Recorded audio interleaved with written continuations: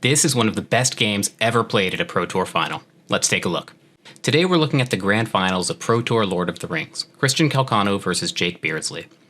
Calc is playing mono green Tron. The goal here is to get each of Urza's mine, power plant, and tower into play at the same time, when they'll collectively tap for 7 mana and running over the opponent with a giant colorless bomb like Ulamog, or fetching a specific hate piece from the sideboard with Karn the Great Creator. Jake is playing Rakdos Scam. The scam is that on turn 1 you can evoke one of the powerful Modern Horizons 2 elementals, Fury or Grief, and then, before they die, target them with an effect like Feign Death so they stick around on the battlefield. Before your opponent has taken a single turn, you can Thoughtseize your opponent twice and have a 4/3 menace creature in play. We're picking up in Game 4. Beardsley's up 2-1 and just needs to win one more game to secure the championship. It's been a long tournament in the Barcelona heat, Calcano's back is against the wall, and Beardsley's wearing a winter hat for some reason. Jake is mulliganed down to 5 on the draw. Unfortunately for Calc though, Jake has a turn 1 Ragavan, which ramps him into a turn 2 Blood Moon, which is Kryptonite for the Tron deck. Now all the Tron lands are useless mountains and the ramp synergies are offline. It has to go, but there's no easy answer. Calc develops an Oblivion Stone and passes the turn. If he's allowed to get to 5 mana, he'll be able to blow up the Blood Moon. But the hits keep coming. Ragavan ramps into a hard cast Grief, taking away the One Ring a turn before it could come down.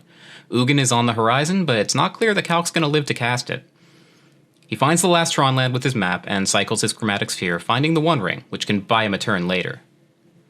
Jake finally has to slow down a bit. He just attacks, plays a Fable of the Mirror Breaker, and passes the turn.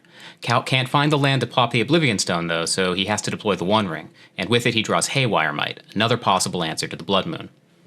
Jake can't do much except loot away 2 Ragavans, but he does find a Feign Death, complicating the Oblivion Stone plan. He's threatening an attack for 7 next turn. Calc still can't find a land.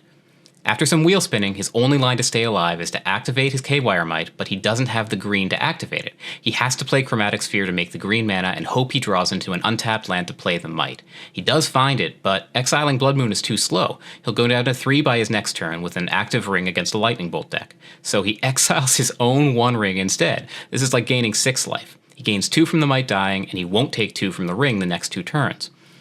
Now all of a sudden, Calc is ready to blow up the board next turn. Jake knocks Calc down to 5, casts Thoughtseize, and takes away Karn the Great Creator, again leaving Ugin for a later turn. Now there's only one real choice to make here. It's your turn, your Calcano. Jake has a Summoning Sick Reflection of the Mirror Breaker threatening to copy Grief and decimate your hand. If you want to, pause the video and think about it. Do you crack the O-Stone on your turn, or do you wait and do it on Jake's turn? Intuitively, it feels right to protect your hand and blow up the board on your turn. The problem is, if Jake has the card Feign Death in his hand, you lose the game. Normally your Tormod's Crypt protects you from this, but it's going to be blown up at the same time as the Grief. There's not going to be any chance to exile it before it comes back. Then you're at 5, he has a 4/3 menace attacking you, and you're dead to a Stiff Breeze. Jake has 3 cards, something is going to kill you, you just don't know what. So Calc just passes the turn. Jake draws a Lightning Bolt off the top, so we actually would have been dead if we cracked the O-Stone on our turn. And he goes straight to combat. He has to force the O-Stone to go off before he can play anything. Calcano finally activates it, and Jake activates his Reflection of Kiki-Jiki to copy Grief. But he makes the tiniest mistake. He pays for it using a land instead of a treasure that's going to be going away. He even realizes his mistake later when it's time to cast Feign Death to save his Grief, but by then it's too late. After combat, he only has access to 2 mana and not the 3 he needs to play the Fable in his hand. Now, finally the Blood Moon is gone. Ancient Stirrings finds Karn, and Calc plays it immediately. He fetches and plays an Ensnaring Bridge with 1 card in hand, and now Grief can't attack. Jake has nothing better than evoking Fury to kill Karn and passing. Of course, he runs into the good old Thoughtseize bug, and Calcano rips another Karn off the top right away. You can see it in Jake's face. This game that looked unlosable is starting to slip away. Walking Ballista's the fetch, preparing to ping Jake down from behind the Ensnaring Bridge. Jake draws a Kroxa and passes the turn. He's setting a trap here. He knows that the last card in his opponent's hand is Sundering Titan. But if Calcano empties his hand, Kroxa and the Lightning Bolt will be just enough damage to steal the game, and Calcano wants to empty his hand because he has an Ensnaring Bridge in play. He plays Sundering Titan and blows up 2 lands, but that's not important. All that matters now is will he empty his hand or not. It would be incredibly easy to just play out the Chromatic Star, but instead he just holds it and passes.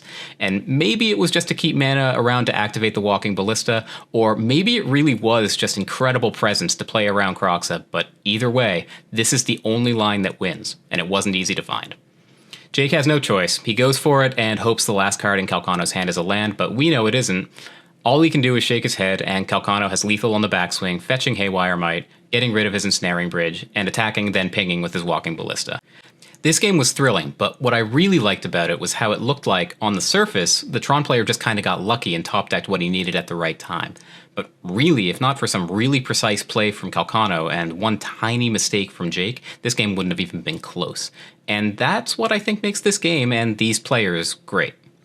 Anyway, that is it for this video. Hit like if you liked it, hit subscribe if you really liked it. Let me know what you thought about this game in the comments and if there's anything else you think I should break down in the future. But until then, I'll see you next time.